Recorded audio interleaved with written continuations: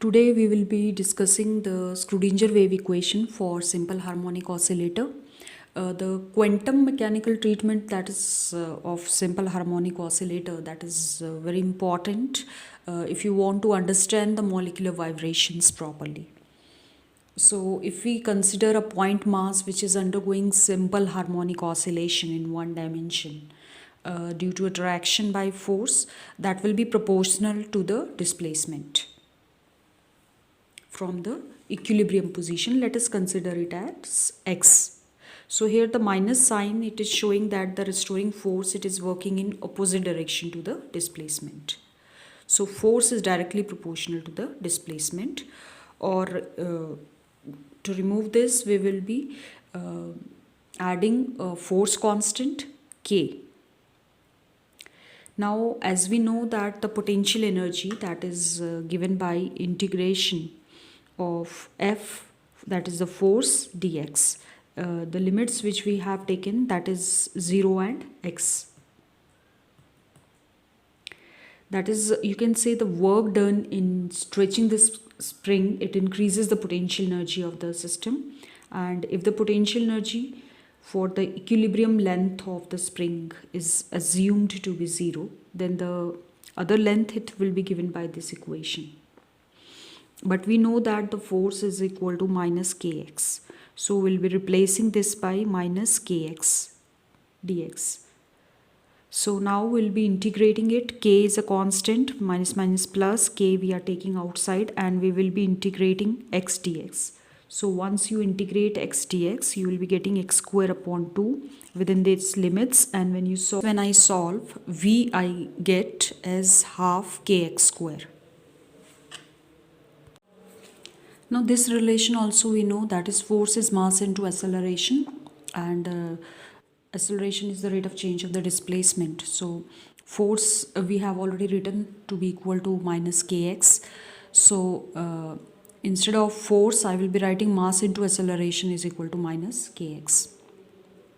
Now since displacement, it is harmonic, so it will be given by this equation, that is x is equal to a sine 2 pi omega t.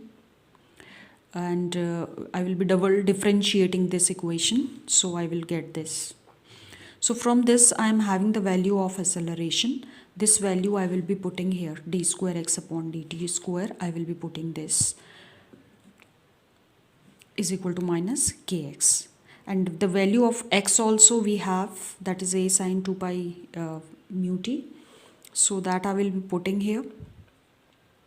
And common terms I am cancelling. What is left is k is equal to 4 pi square mv square. From this I am finding the value of the frequency, that comes to be 1 upon 2 pi root k by m. Now let us write the Schrödinger wave equation total, that is del square psi plus 2m upon h cut square e minus v psi is equal to 0. So instead of writing this, you can write 8 pi square m upon h square also. That is same. Now since we are considering just one dimension, so this del square that we will be writing with respect to curl square upon curl x square. X dimension we are taking. So the equation will now become curl square psi upon curl x square plus 2m upon h cut square e minus, now instead of v, as I have told you earlier, that is nothing but half kx square. Vx is equal to half kx square. So I am replacing it, psi is equal to 0. So this will be del square psi del x square. I am multiplying this, so it will be 2me upon h cut square minus, and when I multiply with this, 2 will get cancelled. I will be left with 2m kx square upon h cut square psi is equal to 0. So now I will be replacing this by a new constant, that is 2me upon h cut square, I will be writing alpha, and mk upon h cut square I will be writing beta square.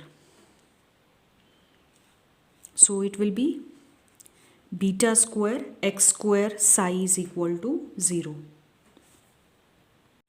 Now I will be introducing a new variable, that is xi square, that is equal to beta x square, or xi, it will be equal to beta half x. So this value I will be putting in above equation.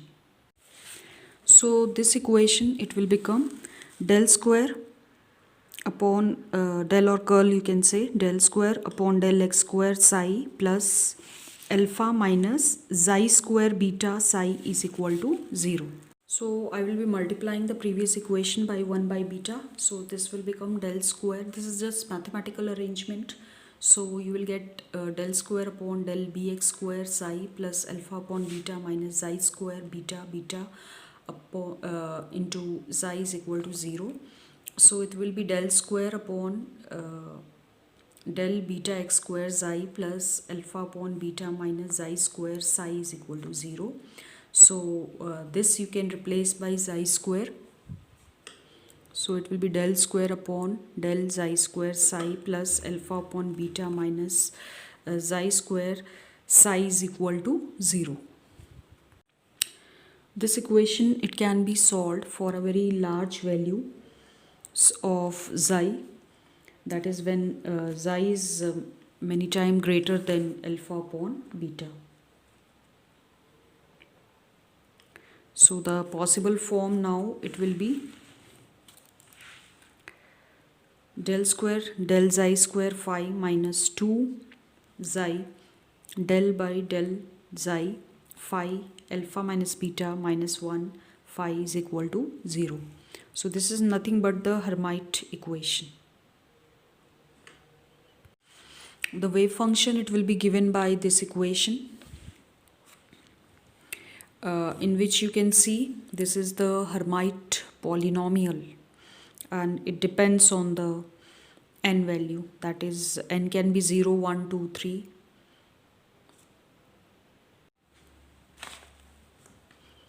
So the solution to this equation and the wave functions and the energy levels, which constitute the quantum mechanical description of the classical harmonic oscillator, and the energy level, that will be given by En is equal to n plus half h nu, where this is the frequency. So n is the quantum number which can have the value 0, 1, 2, 3. So when we put this value to be 0, we get half h nu. So this is the 0 point energy, and it is a non-zero value. So here the difference comes because the classical mechanics, it predicts 0 point energy to be 0, whereas the quantum mechanics, it predicts the 0 point energy of the oscillator to be non-zero. So we will keep on adding, just finding out what is the value of the energy when n we are taking 1. So this will become 3 by 2 h nu. When we are taking n to be 2, this energy will become 5 upon 2 h nu. When n is 3, it will become 7 upon 2 h nu, and when n is equal to 4, it will become 9 by 2 h nu. So if you want to know the energy levels, that will be like this. When n is equal to 0, it is half. When n is equal to 1, it is 3 by 2. You will get one node here. When it is 2, energy is 5 by 2. And you are getting 2 nodes. When n is equal to 3, you will be getting 3 nodes. And when n is equal to 4, you are getting 4 nodes. So this is the diagram for psi. For psi square, that is the probability of finding the electrons, you will get graph somewhat like this. Now let us talk about the energy of 2D harmonic oscillator. So E will be equal to Ex plus Ey, x and y axis if you are taking. So E will be equal to Nx plus half h nu plus Ny plus half h nu. So it will be, if you solve it further, it will be Nx plus Ny plus half and half, that will be 1 h nu. So N can have value 0, 1, 2. So in this we have to find degeneracy also, that is how many energy levels they are having same energy. So when I am taking nx and ny to be 0, that is E00. So if we put this value 0, I will get h nu. So such orbital, only one orbital exists, so g, that is the degeneracy, that will be 1. In second, let us say I am taking this 1, this 0, then this 0, this 1. So I will be getting the energy to be equal to 2h nu. So thus two orbitals they are having this energy, so degeneracy will be 2. Let us come to the third 3h. For 3h nu case, energy it is 1 1, 2 0 and 0 2. So degeneracy in this case will be 3.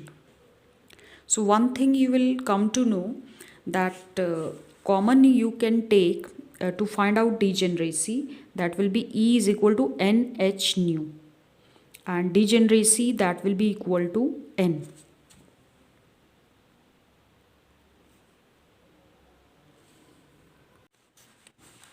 Now for 4, you can see if N is 4, degeneracy will be 4.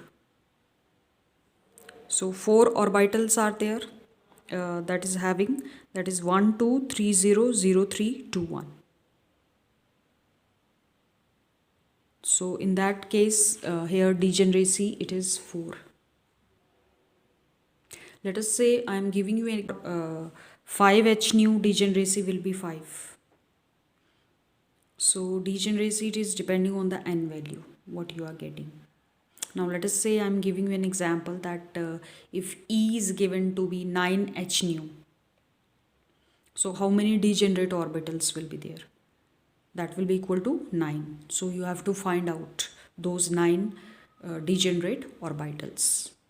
So you can see here, this is the ground state, this is the first excited state, second excited state, third excited state, fourth excited state, fifth excited state, and this is the 8th excited state.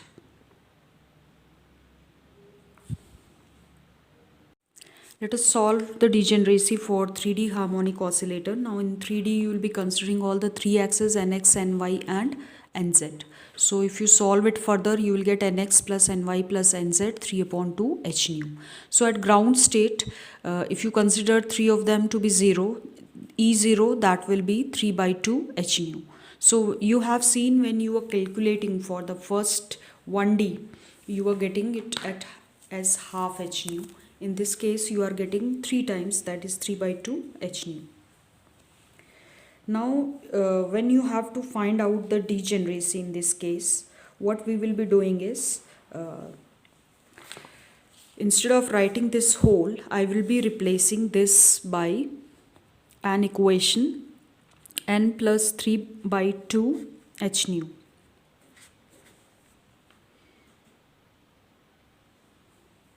So let us say we have to calculate for 9 by 2 h nu. We want to calculate this.